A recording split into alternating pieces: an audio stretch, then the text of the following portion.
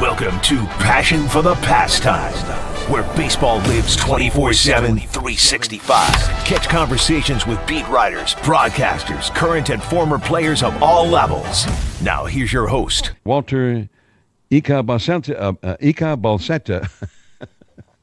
Whoops, I fumbled. I got to get out of here. Walter Balsetta.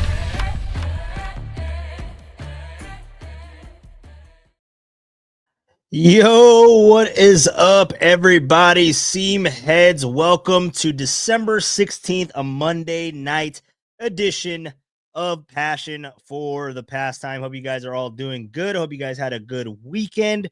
Some changes for me. I got a cat. I got a cat now. Cat content coming to your screens on Passion for the Pastime at some point. I know she's roaming around here somewhere, but what's up, everybody? Welcome to Passion for the Pastime. If this is your first time jumping in, welcome. My name is Walter Nicholson-Smith. I work currently at KMBR 680, the sports leader during the week, Monday to Friday, with Greg Papa and Greg Silver. I'm the board op on there and associate producer as well. But yeah, man, I'm doing this new podcast. It's not necessarily new. I started this back in I need to find out. I keep saying this every episode. Started it way back when, but I want to say it was 2018. 2018 is when I believe I started this thing.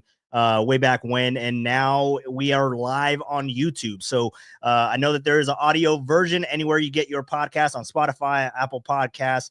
But if you are listening to it on audio, you can find me on YouTube at Passion for the Pastime. Just type that in, and also you can go ahead and give me a follow on Twitter, on X at Walleezy. That's WALLEEZZY. Again, that is WALLEEZZY. And this is Passion for the Pastime, a December 16th Monday edition. We're up against Monday Night Football. But is anybody really watching other than Derek Papa, who is a huge, massive Raider fan? Yeah, I just said that. He's gonna hate me for saying that. But what's up, everybody? Welcome to the show. We have a nice good show for you here today. We had Susan Slusser on Foul Territory earlier today. Was talking about Buster Posey and the Giants.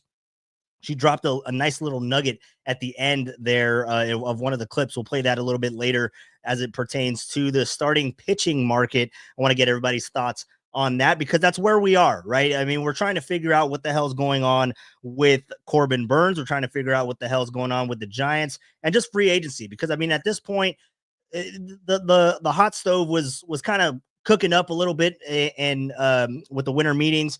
But now that has concluded, and there are still a little bit of rumors out there and some trades still being worked out.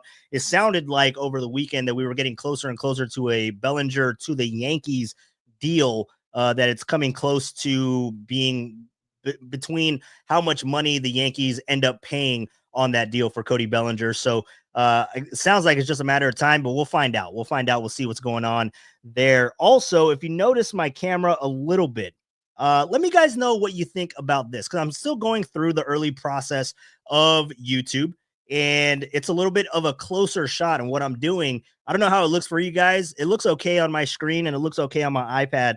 But let me guys know what you guys think about this new look at the moment, because I had to go to a lower definition of my camera. The reason being is when I was watching back on my video, and kudos to you guys for sticking around and still being here for the podcast. But I was looking, my words were not syncing up with me. I can see up your nose. Yeah, thank you, Tacky. What's up, dude? Yeah, no, like my words weren't syncing up with my voice, and that really bothers me. I'm really like OCD when it comes to that type of stuff. So if that didn't bother you, I'll go back to the higher definition 100%.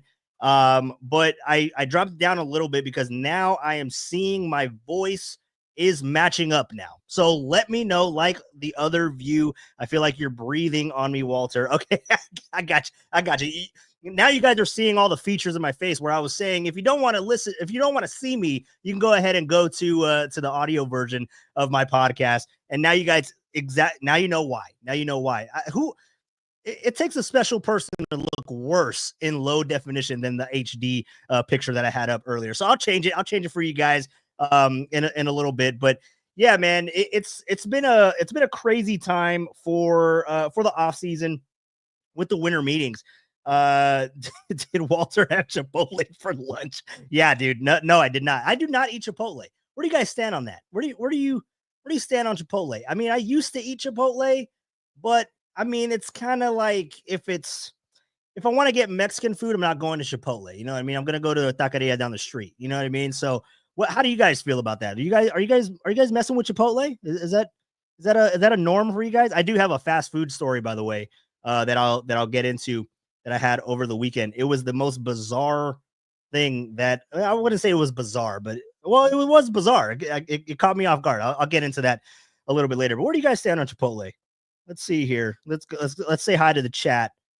We do have a great show for you guys. By the way, if I didn't mention, Ben Nicholson-Smith of Sportsnet in Toronto is going to be stopping by, and he's going to pretty much give us the lowdown on Corbin Burnes and let us know where it's all going with the Canadian front, where we are battle wise with Corbin Burnes and the negotiations and how he's feeling. But also, like, I'm kind of concerned about if it's not the Blue Jays, then who is it that is not the visible enemy right now for the Giants when it comes to acquiring Corbin Burnes? But let's go to the chat. Let's say what's up to everybody. How's it going, everyone? Let's see who's in here. We got the first comment of the show. Rockin' New Era. Look at you. Look at you always getting in here first. Hey, yo, what's up, Rockin'? Let's see here. AJ Cruz. Orale.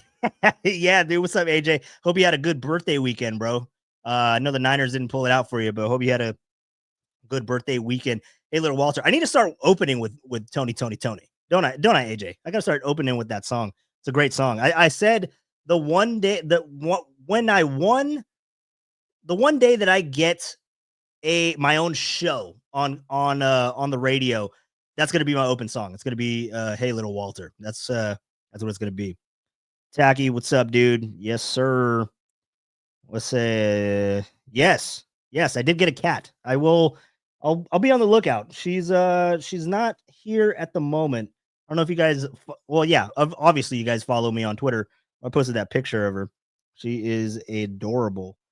Was never a huge cat person. My girlfriend is, and but I love the cat. It's amazing. You guys have cats? You guys have pets? Let me know. Let me know in the chat. Waluigi, what's up? That's Derek. Major character flaw being a Raider fan. I mean, is it a character flaw or is it his villain origin story? I think that's I almost said orgy story, that too. But I think it's his villain origin story. I think that's a good one for Derek, being a Raider fan. What's up, guys? Tacky, Rockin' New Era. Victor, what's up, man? Eden, folks, what's the latest on Burnes? Apparently we're not to the point to where we're tracking flight statuses of Corbin Burnes, but we are monitoring his Instagram posts, which I don't think that post that was circling around. You guys let me know, but initially when I saw it, I was like, it's fake. So I have no clue. People are just, I'm pretty sure Rockin' probably made that fake post and made it circulate around X. I wasn't buying it. I saw it. It was cool. Feels like home, shows the Golden Gate Bridge. Wasn't really buying it. Now, if there is a post of him in it, or if he's at like somewhere more San Francisco, I don't know where would be more San Francisco, like at an In-N-Out or something. Would that be more San Francisco? Would it be Joe's Crab Shack? Would it be somewhere on the pier? Maybe at a Michi's, a Michi's on the pier. Is that where we want to see him take a picture from? Walter, I already read that one. Did Walter have Chipotle for lunch? No, I do not. Getting into the Chipotle talk here. Chipotle has some fire guac. I can't ever say that I've had their guac, bro. Rockin' has actually put me on. Where was that place, dude, that you were telling me that was right here on Pacheco? Really good burritos. You were telling me about it months ago. I need to go check that out for sure. Tacky, Taco Bell over Chipotle. Look, see, They're kind of the same, but I'm kind of with you there, Tacky. I'll much rather have Taco. Actually, would I? I don't know. I don't know if I'd rather have Taco Bell. Have you guys ever had the Taco Bell challenge, by the way? Let me know. I'll let that marinate for a little bit. You guys ever had the Taco Bell challenge? I'll tell you what it is. It's not fun. Let's see. Chipotle barbacoa is underrated. All right. I will probably never try it, but I'll take your word. Chipotle is but it'll never replace the taqueria. Yeah, no, bro. You see, I guess because I've had someone tell me before, like if you want to just get like a quick, cheap option, but I would say it's not someone that looked like me. I'll just say that. But if you want a quick, cheap option for like a burrito, they'd go to Chipotle. I guess I'll eat it if I need to satisfy that craving. I guess it's affordable to a point. I don't know. No, that's not what happened. Thank you, Tacky. You always coming in with the fire, man. Oh, look at Lori following, going back to the archives. Welcome in, Lori.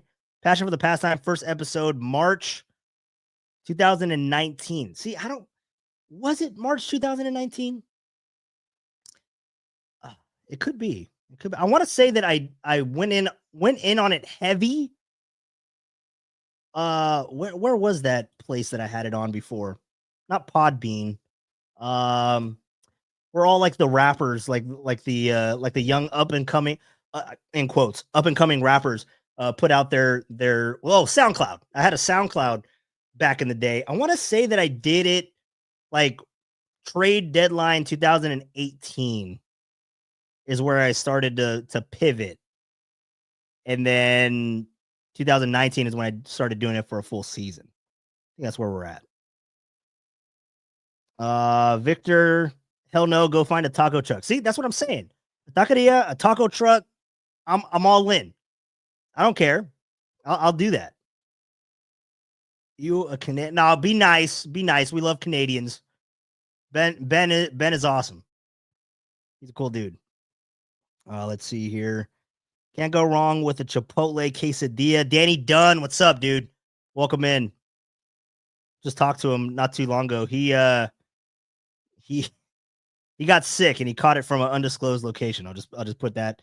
I'll leave that to the YouTube chat minds. I would love to see. Where did Danny get sick? Let me know in the YouTube chat. If you ain't first, you're last. Yes, 100%. Chipotle. You guys are really loving the Chipotle talk. Chipotle puts white rice in their burritos. Who the fuck does that? Thank you. See, me and Tacky, we don't always agree. Me and Tacky are on this one. I do kind of feel like I'm up on you guys. I'm like all up in the. I need to change this shit. It won't be changed today. I'm still working on it. I'm still trying to figure out because it bothered me watching it back. And if it didn't bother you, like you guys obviously don't care, but if it didn't bother you that my mouth didn't match my words, doesn't matter to me then. I'll go back to that other camera. Chipotle is the Chick-fil-A of Mexican food. See, but I like Chick-fil-A. I mess with Chick-fil-A above Chipotle. What's the Chick-fil-A? What's the Chipotle of Chick-fil-A? Or the Chick-fil-A of Chipotle? No. Jeez, see, now I'm getting confused. You guys are confusing me. AJ Cruz, yes, you do, Walter. I guess. I don't know. Lori likes this view. Thank you, Lori. I appreciate it. Oh, yes. Will she be showing her ass like Tom's cat? One can only hope. See, here's the thing. I talk a little loud, and right now, I mean, we just brought her home on Sunday. Sunday at 2:00. She's a little skittish for loud noises, so I just we'll we'll see if she can warm up to me just shouting at a computer screen. She's probably like, why are you yelling? She doesn't know what the hell's going on. But will she be so? One can only hope. No pets for me at the moment. It's all right. I haven't had a pet in a long time, man. I had a dog for like a week. I remember his name was Gino. It was like a bulldog. Remember that one. Had a pet bird, had a pet parrot, still alive at my parents' place. Her name was Princess. Little Sauconier parrot. 3 feral cats, no mice or moles. Like that. That's a good plus. I have both a cat and a dog. Please take my dog. I will pay you. Actually, speaking of which, let everybody know in the chat. Let your friends know. Christmas gift. If anyone wants a 65-inch TV, not for free. I'm sorry. There does have to be some transaction involved in that. But a 65-inch TV, I do have it downstairs. Reason why I'm getting rid of it, it works. Has the remote. Very rare that you get a used TV without or with a remote. So that's a plus. You do have to mount it, or you can order like little pegs. Tacky knows where to get pegs. You can order little pegs on the back of the TV to have it stand up. I looked at them on Amazon.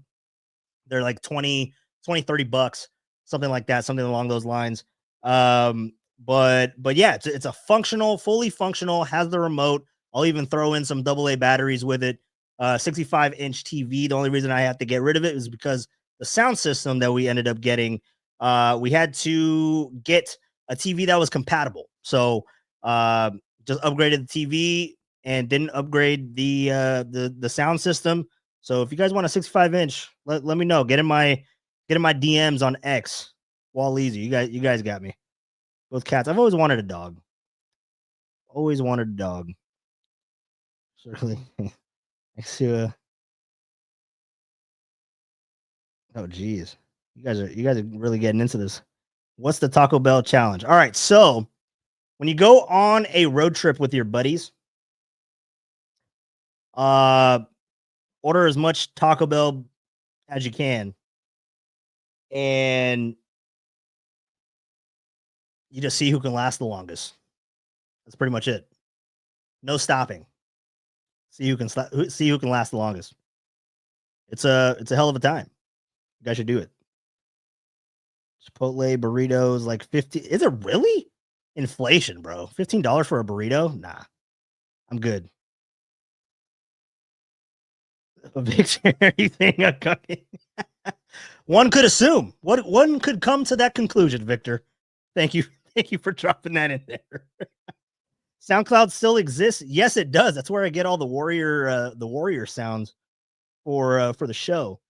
And when I say I mean everyone else that I make get. I don't do anything. Pat H, what's up, dude? I'll never go to Chipotle for the rest of my life. I'm with Tacky. I'd rather have Taco Bell if I had to choose. All right, where do you guys get? What do you get for Taco Bell? Like what's your go-to there? Like you getting a gordita crunch? What are you getting? 3 tacos? They still got that 3 taco meal? I was huge on the Mexican pizza, bro. That's kind of gross, but I loved it. And when I was a kid, I used to get those cinnamon twists all the damn time. I was weird. I was a weird child. I still use SoundCloud. Well, there it is. It still exists. SoundCloud is still functioning. No one loves Canadians, but I'll give them a chance. Come on, bro. Everybody loves Canadians. I got family in Canada. Shout out to my family watching in Canada. If they're in here, just be careful of Tacky. Danny doing. I'll take that away. KMVR got sick of the KMVR party, I guess. No, Danny, Danny was invited to that one. But no, that is a good guess though. Yvette. That's my sister, by the way. Can't hide it when she got the full ass last name on there. But that's my sister. Yes, all about Taco Bell. Chipotle sucks. Thank you. I didn't tell her to go in the chat and do that at all. Your math didn't match your words like an old karate movie. I didn't even think about that. Yeah, I meant to do that. That was the whole point. That's what I was trying to do. Danny, you guys are crazy. Oh, this is nuts. This is not for 6 o'clock. This is like something I should be doing at 9 o'clock now with all you guys. You guys are nuts. AJ would give you his dog, Walter, if you want it. What, we swapping a dog for the TV? 65-inch? $20. $20 for what?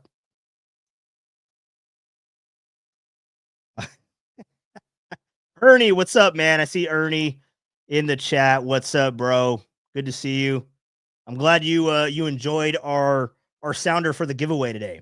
Went some South Park today. What's the catch? No. No, it is not. AA batteries makes it worth it. 100%. Look, see now Hannah, she's ganging up on me with you guys. You guys have turned her. AA batteries does make it worth it. Or no, she's trying to make the pitch. She's with me. She's like, no, yeah, AA batteries 100%. Let's see here. Walter, why does it only show the Popeyes menu? Hey, you guys were asking about what my secondary job was. I'm just saying I have a TV 65-inch ready to go.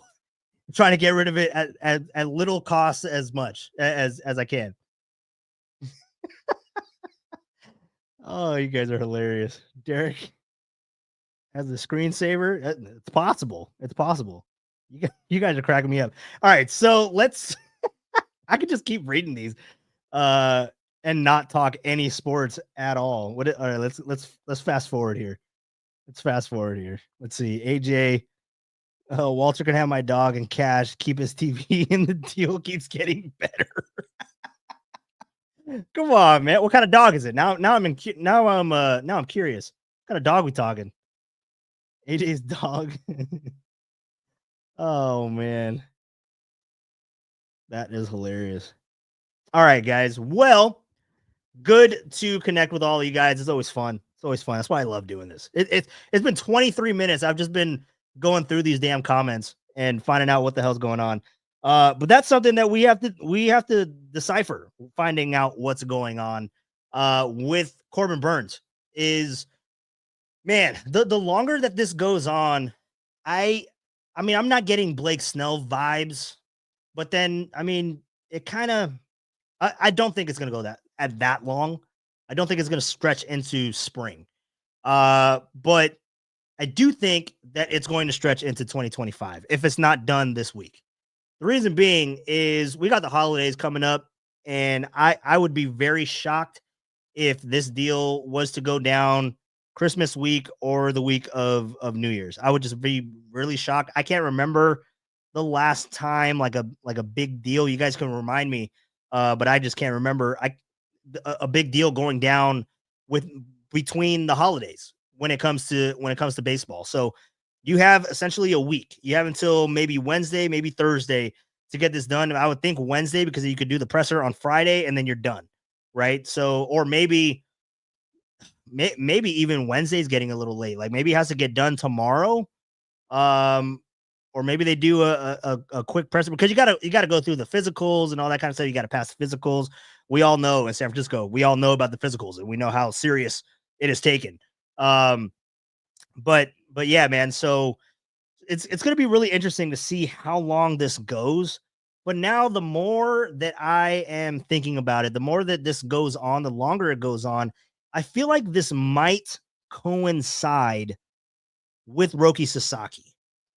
Because, I mean, let's look at the teams. Let's look at the teams that are involved with Corbin Burnes. You got the Giants. Giants have said that they have interest in Roki Sasaki, and I don't know if that's just Buster saying, like, he just has to cover his bases and saying we're in on every possibility to make our team better, right? That's what a president of baseball operates. You don't want to tip your hand. You don't want to say, no, we're not going to go after Roki because we're going after Corbin Burnes.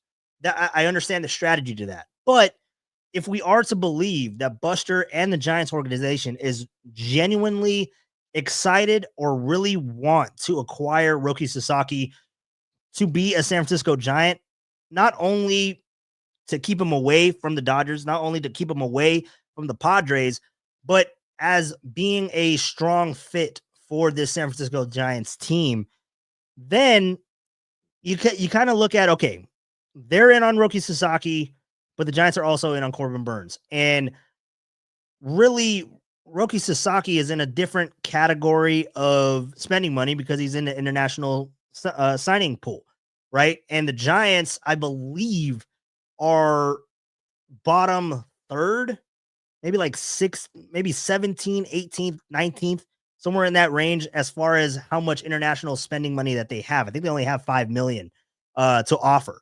And I don't know what other teams have, but the Giants have, they're on the lower end of what they have to spend as far as it comes to the international spending pool. So when you factor that in, it's not necessarily you're waiting to allocate this money that direction or in the other direction. It's more so on the belief of, well, you don't want to have too much pitching, right? You don't want to have too many arms to where you spend money here, you spend money there, but then you don't have money or room on the 40-man roster to make any other additional moves, right? So that's why I think that there's a holdup, because if the Giants are waiting for a Roki Sasaki decision prior to a Burnes signing, then what that does is you're waiting until the end of that 45-day period. You're waiting for all of that to kind of come to a conclusion, and it ends January 23rd. So are we waiting for, and I don't even know what day pitchers and catchers report. I want to say it's like 2 weeks, maybe like 10 days after the Super Bowl. So we're talking mid-February. So we're talking about a month away from pitchers and catchers reporting to their respective clubs at the time that a possible Roki Sasaki and Corbin Burnes deal might be had. Now, I think that if that's the route that Scott Boras is going to play, if that's the route that the Giants are looking at, or the time frame that we're looking at, then I think that it starts to become very, very bleak, because I think that this organization, this Giants regime under Buster Posey, is a no bullshit organization. I think that they know what they want. They know the dollar amount that they want Corbin Burnes at.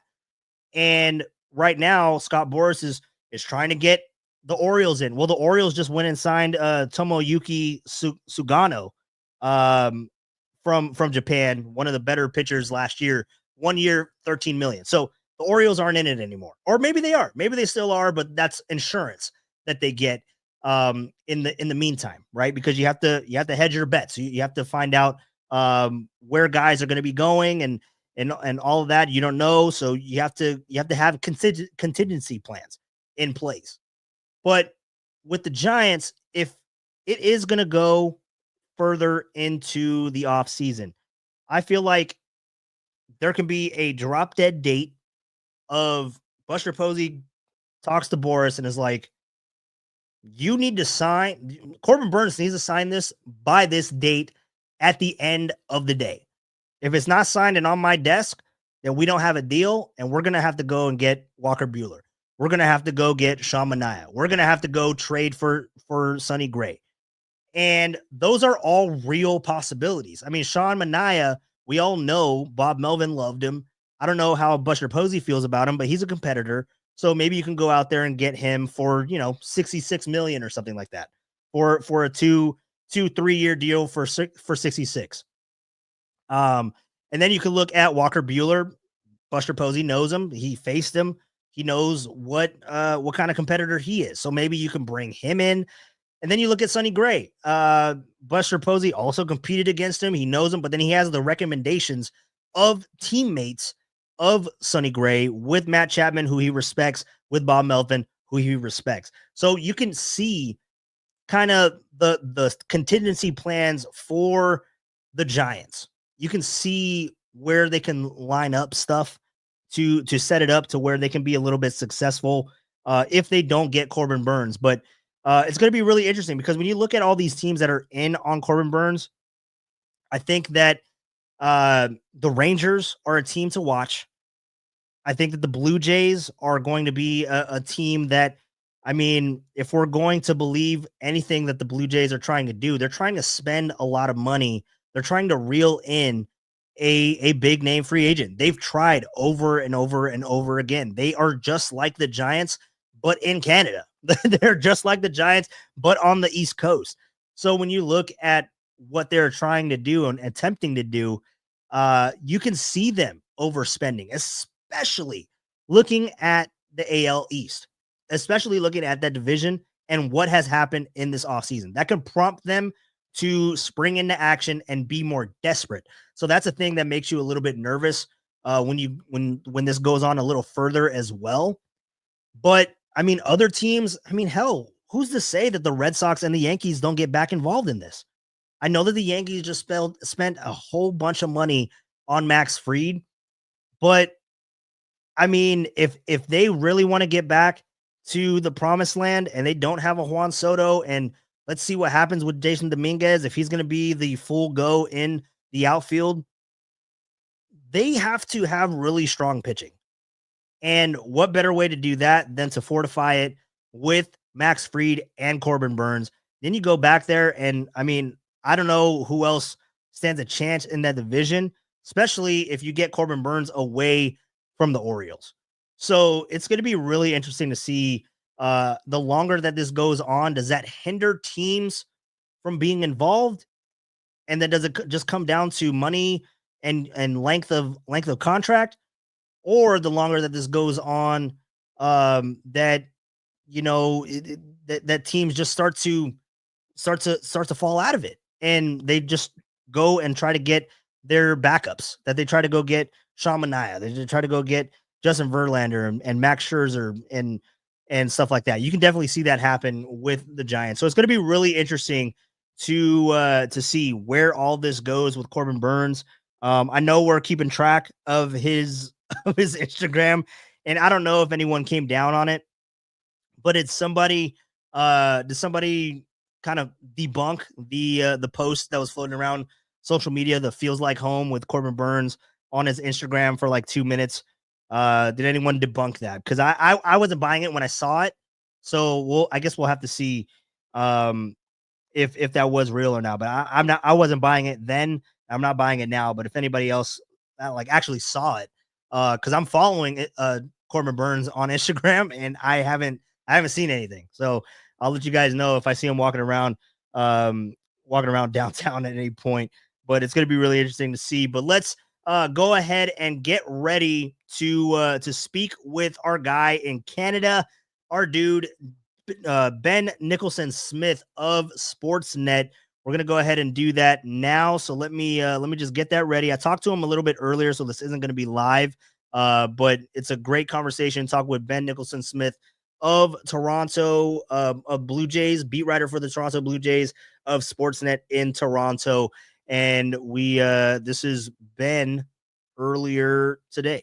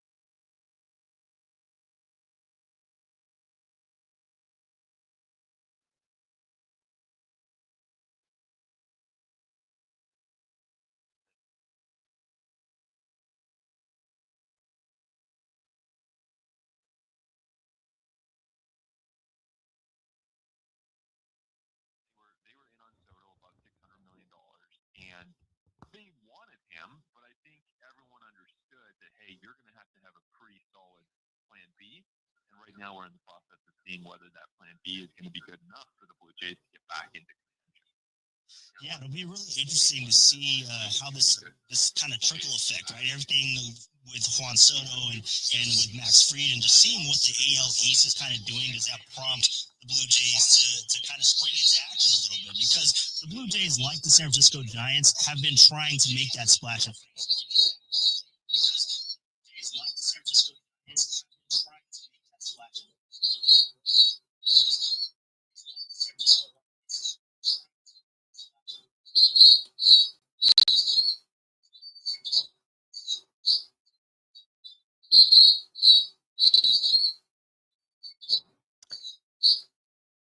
All right, I'm back. I see the comments. I see you guys not getting the audio. So let me go ahead and try to figure this out. I was playing it, but it wasn't working. So let me figure this out on the fly. How's everybody feel about Chipotle? Tacky, thank you. Great interview. Thank you so much. I appreciate it, man. Let me see if I put this somewhere else and it's not in media player. I put this in. Now we're troubleshooting. Now we're troubleshooting here. Let's see here. But Corbin Burnes. I mean, do you guys even want him at this point? Like, it's taking way too long. You guys want him at this point? Let me know in the chat. Because the longer that it goes on, I think you're just kind of better off. You don't want to have a repeat of what happened with Blake Snell, right? I mean, you don't want him to come in late. And I guess when is the drop dead date for Corbin Burnes? I mean, are we okay with pushing that towards the back end of the offseason? Like, are we fine with doing that? We'd have to figure that. I mean, I would assume that Buster Posey is not okay with that. Let's see here. Let me see. You guys hearing this? I'm about to play it right now. You guys hearing that? You guys hear that? Let me know. Let me know in the chat. You guys hearing that? You guys hear that? Let me know. Nope. I don't think it played. What the hell's going on? All right. It was a great interview. I promise you it's there. I have to see what's going on here. What is happening? Let's see. I am able to get I think I got it.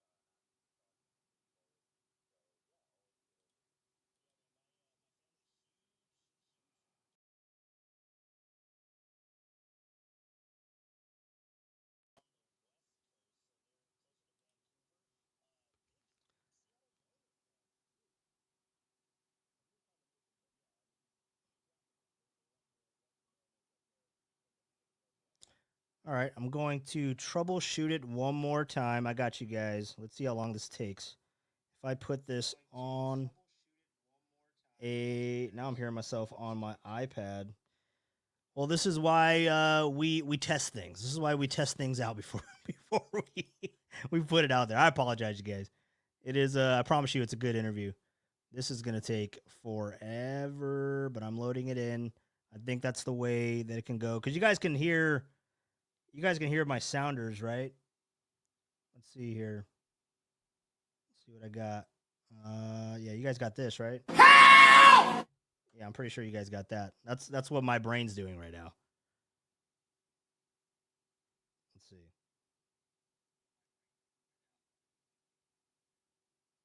Let's see here.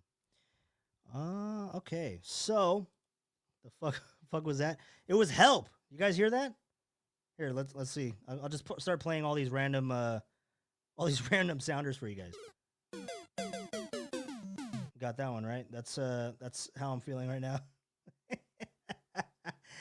Oh, all right. Well, Ben is going to be joining us where we're going to go over 7:00. So this will probably be the last thing that we do. I do have sound from Susan Slusser, so I'll just go ahead and play that while I'm waiting for the interview to load on my page. But here's Susan Slusser. She was on earlier today with Foul Territory. She's on there periodically, and we will have Susan Slusser on here. I promise it'll probably be live. It'll be live. Oh, well, it depends. It depends because I know she is out of the country in the off season, so we'll have to see where she ends up going. But Susan Slusser was on Foul Territory today, and we will have her on at some point. But she was pretty much talking about the payroll because we were talking about Corbin Burnes so much, and that's the focus. That what if there is a possibility of Roki Sasaki? And here is Susan Slusser on with Scott Braun, also someone that we will have on the podcast at some point. This is them talking about everything earlier today as far as the payroll for the Giants and if that'll be a hindrance this offseason. I think the team is at now that Posey has taken over? Does it mean that the team might be more in the low to mid 200s range with their payroll? Million, of course, as well for a single season. Last year, I think they were in the 206 range with the Athletic article that I had written that said that they might take it down, let's see, more towards the high 100s. I don't know if you've got, any reporting on what the deal is now that Posey has taken over, but this team used to be more in the top 5. If you look back like 2015, 16, 17, 18, and they fell off more to middle of the pack in the last several years. I never got the impression they were going to significantly cut payroll. I think especially last year, they didn't have any problem going over the luxury tax threshold. They obviously signed Snell late. They'd signed Jung-Hoo Lee. They added Chapman, Jorge Soler. They were fine with adding. And I think now with Buster, they would like to make a big splash. I really don't think this is a team with enormous resources. They don't just own their own ballpark. They also own all of that development south of the ballpark, which is now starting to get some pretty big clients. Some of the residences are open. It's kind of a money-making machine there. And of course, like every team, they've appreciated in value. They've got very owners with an awful lot of resources. I don't see payroll as being something that should or probably will keep them from trying to compete. Buster Posey has said repeatedly he wants to win. I think he wants to win now. Willie Adames said he got that impression when he first spoke to him. That's why he wound up in San Francisco.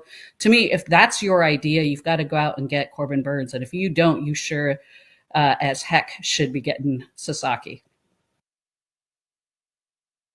All right, I did not pay attention to anything Susan said there, but yes, the Giants could go get Corbin Burnes or Roki Sasaki. I was reading the freaking comments. You guys are killing me, man. I didn't know you guys were coming at me like that. That was hilarious. Tacky coming in, freaking so Greg Papa's the technical guy from 2 to 10 or 10 to 2. Yes, he's God, man. Yeah, don't. That was so funny. If you guys know, if you know, you know. AJ call in. I would have had AJ call in. I still got to get that phone line up and ready to go. What's the call in number? I could save the show. Yeah, you guys are hilarious.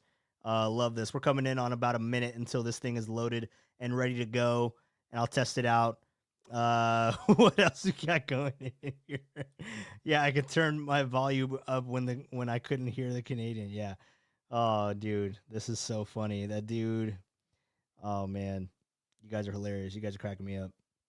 Bring young Tony in here. Failure to launch. Yeah, thank you, Victor. Thanks, bro. Appreciate it. Let's remove Susan. What else we got here? We got about 20 seconds, so I could vamp for 20 seconds. You guys didn't hear that either, huh? Yeah, but so when it comes down to the Giants and their offseason needs, I mean, honestly, I don't think that they're going to get Roki Sasaki. I feel like that's a far gone conclusion that he's going to be going to the Dodgers. I mean, I don't see that happening. If it's not the Dodgers, it's going to be or if it's not the Dodgers, it's going to be the Padres.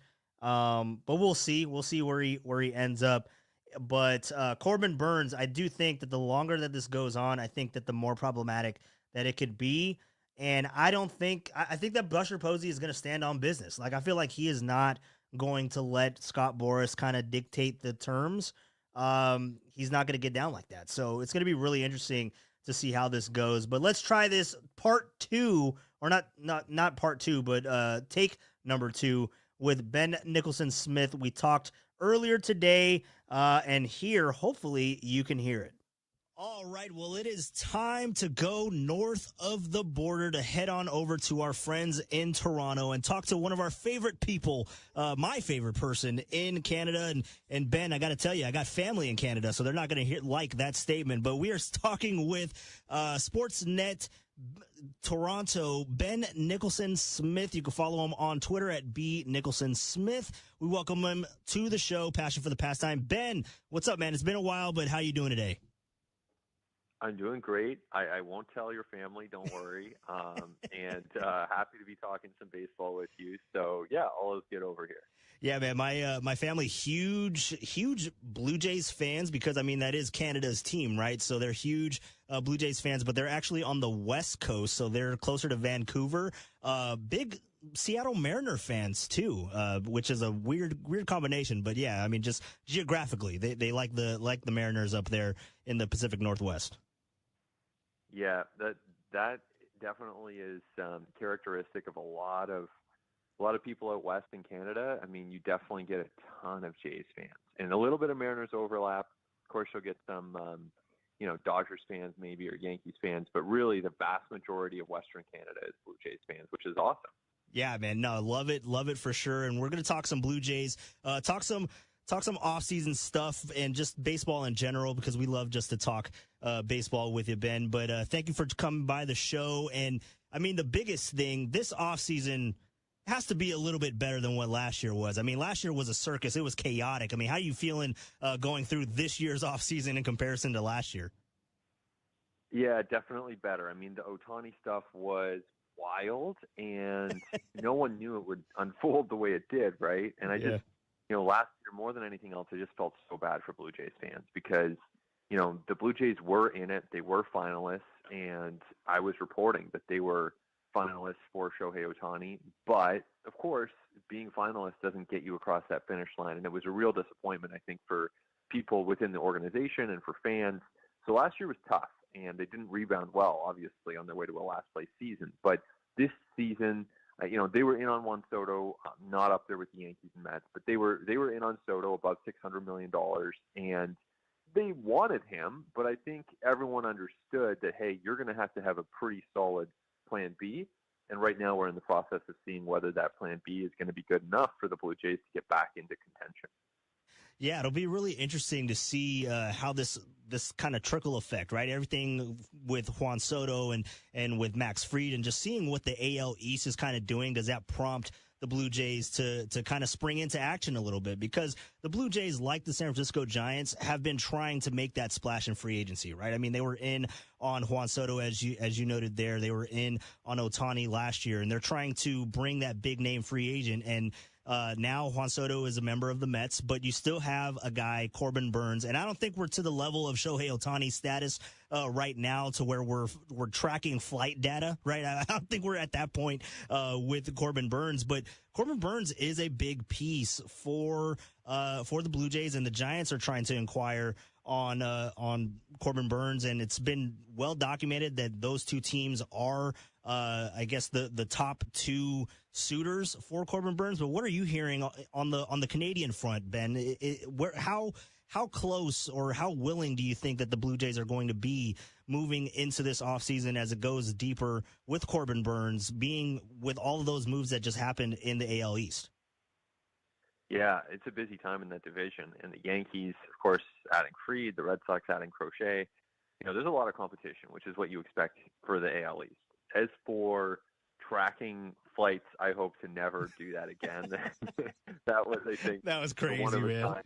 Yeah, it was wild. Shohei Ohtani deserves it. He's an incredible player. If you're ever going to track a flight, that's the one to do it for. But for Corbin Burnes, no offense to Corbin, I don't think we're tracking flights. So yeah, he's an amazing pitcher. That being said, and he's going to make someone a lot better in 2025 and for a number of seasons beyond that. So there's no question why teams are as motivated to add him as they are. I think that the Blue Jays, have definitely been included in that group of teams that has a lot of interest in Corbin Burnes, and they do have a lot of interest in Corbin Burnes. So do the Giants by everything that's been reported, and the Red Sox, and likely other teams too, like maybe the Orioles. So my read on this has been the Jays are more likely to be lurking around the edges and prepared to jump in if those offers aren't quite where Corbin Burnes and Scott Boras want them to be. But I don't think that they're going to, I could be wrong on this, but I don't think that we're going to see headlines tomorrow that say the Blue Jays have just signed him to an 8-year deal. I just don't. And so, that's what it might take to sign Corbin Burnes. I mean, maybe the bidding does get up to $260 million. And if so, good for him. But I don't know that that's where the Blue Jays would land, just based on some of the other things I've heard about them this offseason. Yeah, it'll be really interesting to see where this all goes. But as you talk about the deal that Corbin Burnes might be looking for, and with his representation, Scott Boras, I mean, it's always been top dollar, and like making headlines and everything like that, whether that's the dollar amount or if it's the years. I mean, what do you think is more that teams are more cautious of? Is it the dollar itself, the AAV? In and of itself, or is it more about the attachment, the longevity of a deal? Like, what is kind of, I know it kind of coincides, but what do you think is the big turnoff to Corbin Burnes, and maybe the reason why a deal hasn't gone down yet?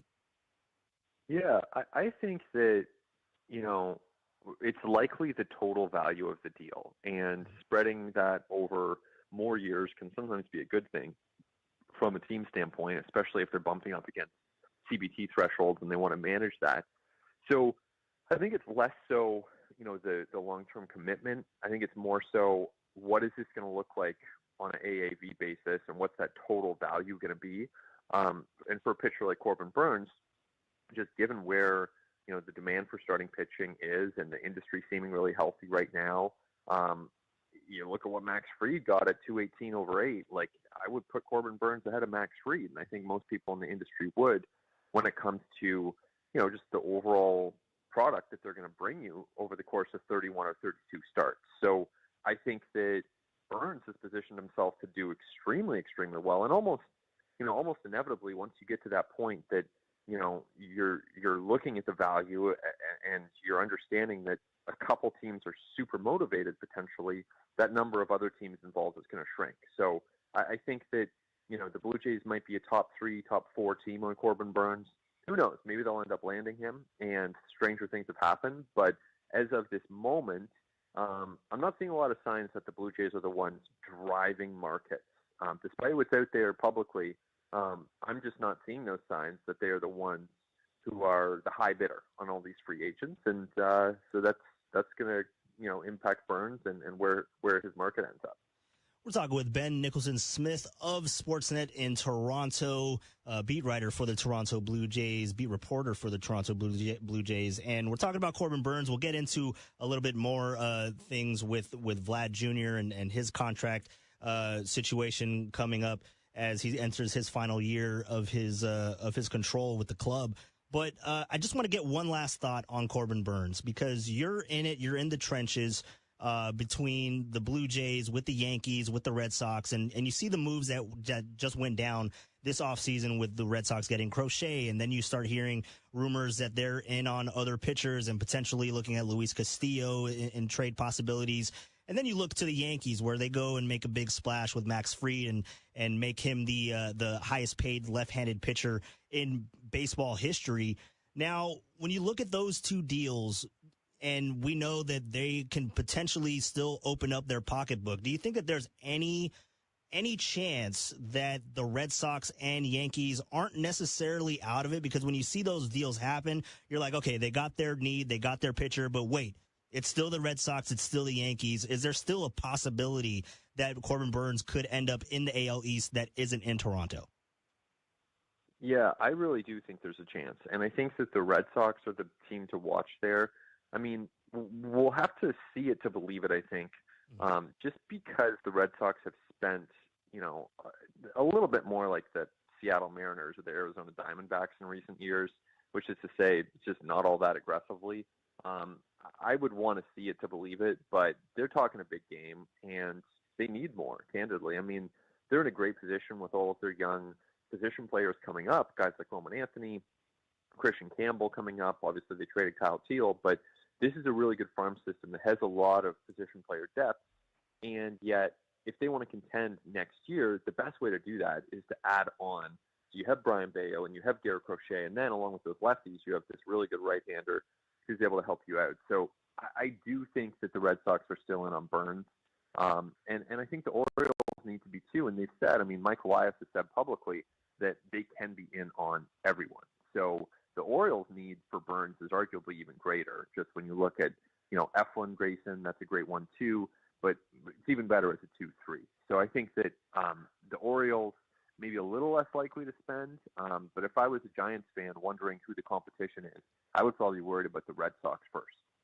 Yeah, it'll be really interesting, man. I don't think that we're going to see a resolution before Christmas. I mean, this might go into the new year, so we'll definitely have to follow it along. But yeah, it's just to know who your enemy is, right? I mean, that's kind of what we're trying to decipher, because it's always been listed that it's the Giants and the Blue Jays. But I'm like, those other teams in the AL East, I still wouldn't sleep on them. And even just coming out west, because, everyone's talking about how he's a West Coast guy. He may prefer the West Coast. That's all assumptions. But you look to the team that was also in on Max Fried, and that's the Texas Rangers. And they have money, and they are in a window to want to compete. So that could be really interesting. And then you start going into like state income tax and all that. That plays factors when it comes to free agency. We're talking with Ben Nicholson-Smith of Sportsnet in Toronto, talking about the Blue Jays and their pursuit with Corbin Burnes for the most part. But also, Ben, it's rumor season, and you can't scroll through your timeline on X without seeing rumors. And I don't know if there's any validity to this tweet that I saw. I think it was Mike Rodriguez was the person that put this out there. But there was a decline of a contract extension with Vlad Jr. Estimated $340 million. I don't know if there's any validity to that, but I do know that the Blue Jays have been in contract negotiations. I mean, obviously with the looming contract coming at the end of the year, where Vlad is going to go into free agency. Just kind of where are the Blue Jays and Vlad at currently in this it's kind of a crossroads for the organization. Where are they with their slugger? Yeah, crossroads, that's a great way to put it, because he's only 10 and a half months away from hitting free agency at age 26. He's 25 now. So we saw with Juan Soto how much age matters in these contracts, just from the length of the contract. And then, of course, you start multiplying that by really big numbers, it's going to add on to the overall value too. So Vladdy's in a great position right now, where if he goes out there and he has another season where maybe it's a 900 OPS, maybe it's 30, 35 home runs, you do that again at age 26, all of a sudden you're going to be in a great, great position in free agency. And him and Kyle Tucker will be the two top names out there. But in the meantime, the Blue Jays have a lot of reason to explore a extension with Vlad Jr. And their GM, Ross Atkins, has spoken publicly about his interest in trying to get a deal done and see if there is some traction there. From what I've been told, that interest is mutual. Vlad Jr. is still very open to the idea of signing with the Blue Jays long term, and those discussions are believed to be happening behind the scenes. But really, the time that might be the most important for these two sides could be in the new year, when, as they start to discuss his arbitration number for 2025, his final year of arbitration, that could lend itself to, hey, okay, so like we got to get 28 on the books for this upcoming season.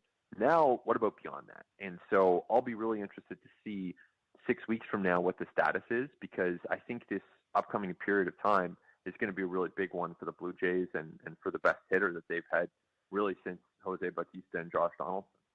Yeah, it's really a fascinating story to watch because Vlad Jr. I mean, if you listen to the podcast and everyone that's listening to this show right now with us talking ball, I have been clamoring just on KMBR airwaves, on the podcast, you name it. I have been clamoring for any way possible for Vlad Jr. to come over to San Francisco because I just love the kid. Grew up watching his dad, right? And so I was a fan of the Guerreros. Then I started seeing this kid just ascend through the baseball ranks, and then he finally gets the call. And I was actually sitting down the left field line, or the third base lines rather, to see Vladdy hit his Vladdy Jr. that is, to hit his first 2 home runs in a big league ballpark, which was at Oracle Park. Many years ago. So, I would love to see him in a Giants uniform. But he is a huge piece when you look to just the direction of the Blue Jays and where it all goes from there. But when you look to Vlad, you kind of look to the Kyle Tucker deal that just went down.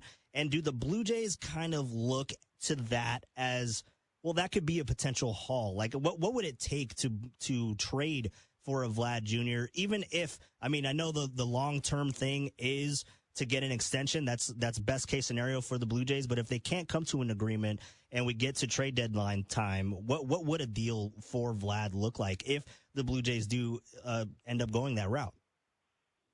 Yeah, that's a scenario that's definitely nightmare fuel for a Blue Jays fan.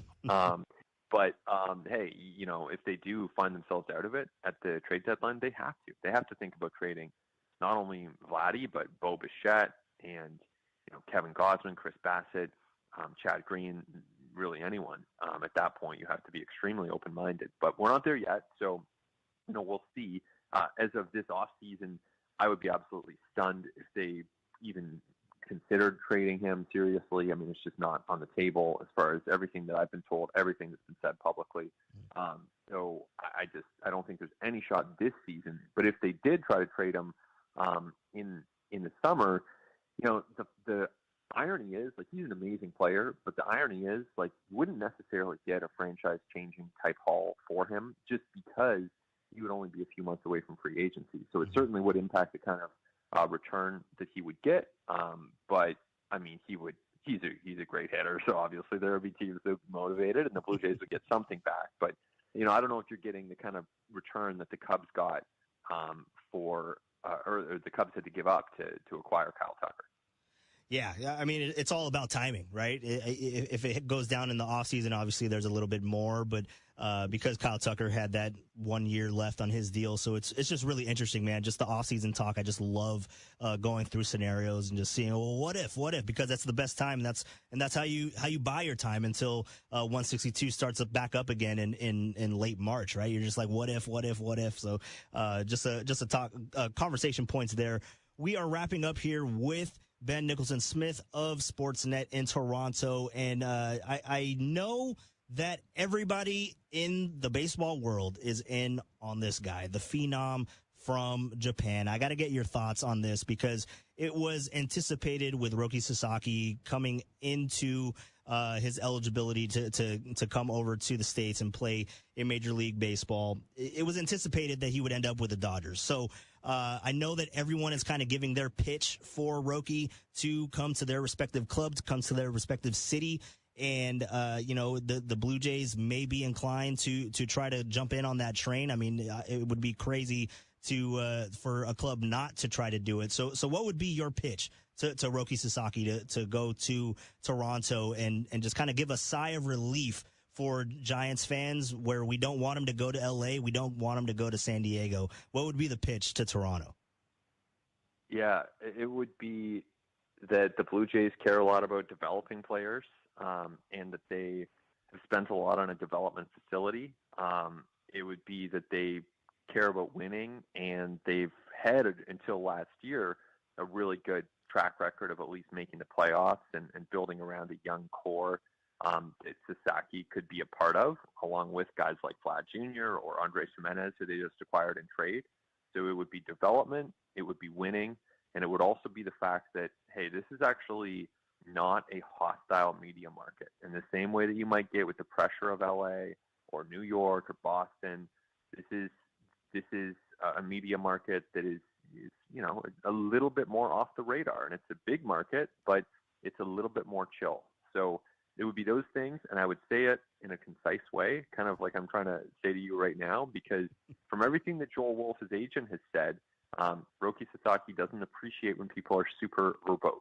So I would keep it quick, and I would say that, hey, if you are at all open to this, let us show you around and continue this conversation.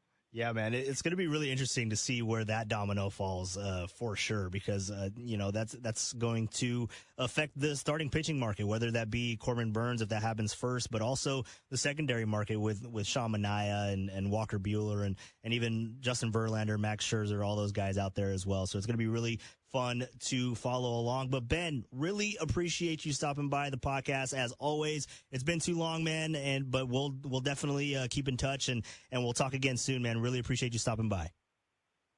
Thanks, Walter. Much appreciated, and good luck to the Giants as they continue their off season. Yeah, we'll definitely have to see what happens. I do love the moves that Buster has done with Willy Adames. Actually, can I ask you your question? What's your assessment on Buster Posey, player going from player to GM? What's your kind of thoughts on that? Just from Canada.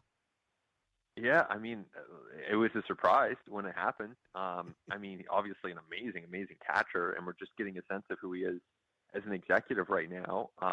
So I think a lot of questions there, a lot of uncertainty as far as what it's going to mean in the long term. He's clearly different than Farhan Zaidi when it comes to the way he goes about things. And Willy Adames is a really good player, so that's not a bad start when you go out and you add someone as talented as Willy Adames.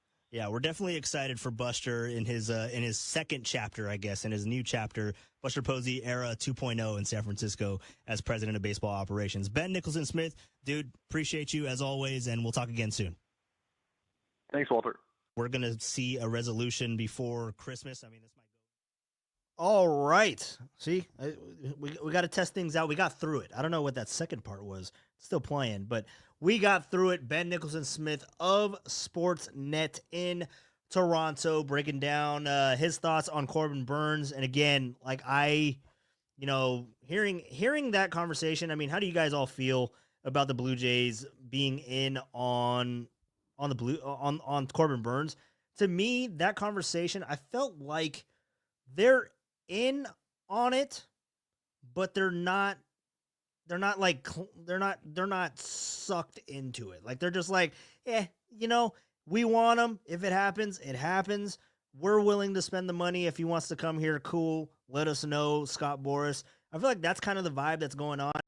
And it is, I mean, it's Toronto. It's a little bit more chill, a little bit more relaxed. But you have to compare. I think the only driving force for Toronto at this point is to try to pry him away from the Red Sox and from the Yankees and drive up that price so that they can't get him. That would be the bidding war. And then does that make it too high to where the Giants no longer have interest, or the Giants can't go or aren't willing to go as steep of a price or as long of a deal to acquire Corbin Burnes? So then that makes me a little nervous, because they are only going to be reactionary. And yeah, Rockin' New Era chiming in here with Toronto. It's the Blue Jays have trouble with free agents, especially in that division. Yeah, I mean, it's tough. When was the last time that they brought in a huge free agent signing? I mean, are we going to Gosman? I mean, is that a big free agent signing there? Are we what was Matt Chapman was traded there, right? I don't think he was a free agent and went to, I'm trying to remember if he got traded. But yeah, Pat H, Gosman. Yeah. And it's very rare. It's very rare that it happens for the Blue Jays to get the free agents, because why would you go to Toronto when you can just align yourself in Boston, if you can just go over to the Yankees and wear the pinstripes? So it's going to be really interesting to see. But after that conversation with Ben, and Ben is awesome. He's very knowledgeable. He knows what he's doing. And go ahead and give him a follow at B Nicholson Smith on X for any Blue Jays news, but definitely if you want to keep an eye on Vlad, or if you want to keep an eye on anyone else that they may be trading, maybe even he mentioned a Kevin Gausman if they fall out of it, if they're too far out of their division. But also keeping track on Corbin Burnes. If anything starts to speed up there in Toronto, Ben's going to be on it 100%. So go ahead and give him a follow on X. But to me, it sounds like the Blue Jays are going to be kind of reactionary. And then it starts to be, well, where is the threat? Who can pry away Corbin Burnes from the San Francisco Giants in free agency? And it has to be the guys with the money. It has to be the Red Sox. It has to be the Yankees. Like, I don't think he's going to go sign with the Marlins. Like, why would you do that? If you want to compete, I mean, I guess, yeah, you can go there and start your vacation early, I guess. Like, I don't know. Maybe if that's what he wants to do and they're going to give you the most money, then that's just a money pool. And yeah, money does drive a lot of decisions in our lives. So I guess you could see Miami, but when you're starting to look at the big markets, it's Boston, it's New York. The Rangers do scare me a little bit, and I think that if it's not the Giants, then it would be Texas. I feel like it would be there, and it would be with Bruce Bochy, and that team is in a division, especially now with Kyle Tucker no longer being there. I don't care what ownership, I don't care what the Houston Astros have to say that they want to still compete. It's going to be tough when you got rid of Kyle Tucker and you no longer have Alex Bregman. Now, can Bregman go back there?